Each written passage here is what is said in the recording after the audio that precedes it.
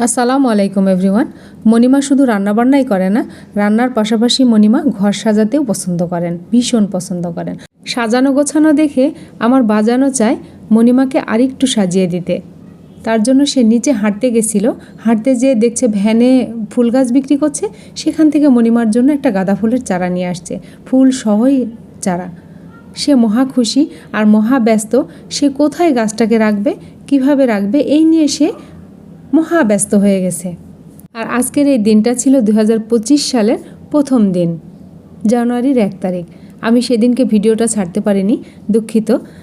মহা ব্যস্ততার কারণে আমি ভিডিও ছাড়তে পারিনি, আজকে ছাড়বো। পর্যন্ত তাকে আমি বললাম আমার বারান্দাতে আরও গাছ আছে, সেগুলোর কাছে নিয়ে যে রাখো, তাহলে দেখতে ভালো লাগবে। আমার আগে থেকে কিন্তু কিছু বনসাই রাখা আছে, সে বনসাইগুলো আপনাদের এক সময় দেখাবো। এখন পাতা ঝরে গেছে, গাছ দেখতে এত ভালো লাগছে না, সেই জন্য আমি ওগুলো ক্লোজ করে নেইনি, এরপরে আমি আবার দেখাবো। আমি মন থেকে দোয়া করি বাজান, তুমি জীবনে অনেক বড় হও, মানুষের মতো মানুষ হও। আপনারাও সবাই আমার বাজানের জন্য দোয়া করবেন, আর মাশাল্লাহ বলতে কেউ ভুলবেন না। আমি ক্যামেরা অন করাতে সে চুপচাপ হয়ে গেছে, তাছাড়া ওর হাসি, মুখের হাসিটা দেখে আমার জান ভরে গেছে। ফুলটাও মাশাল্লাহ অনেক সুন্দর, অনেক বড় সাইজ। সবাই দোয়া করবেন আমার বাজানের জীবনটা যেন সুখী, সত্য, সুন্দর হয় এই ফুলের মতো।